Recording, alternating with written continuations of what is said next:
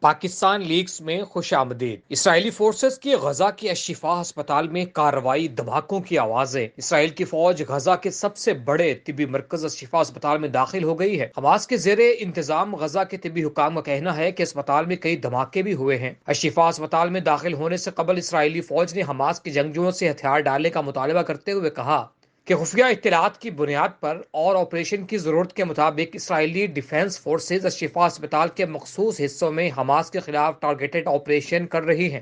فوج نے دعویٰ کیا کہ اس کے اہلکاروں میں طبی عملہ اور عربی بولنے والے اہلکار بھی شامل ہیں۔ عام شہریوں کو نقصان پہنچائے بغیر کارروائی کی تربیت دی گئی ہے۔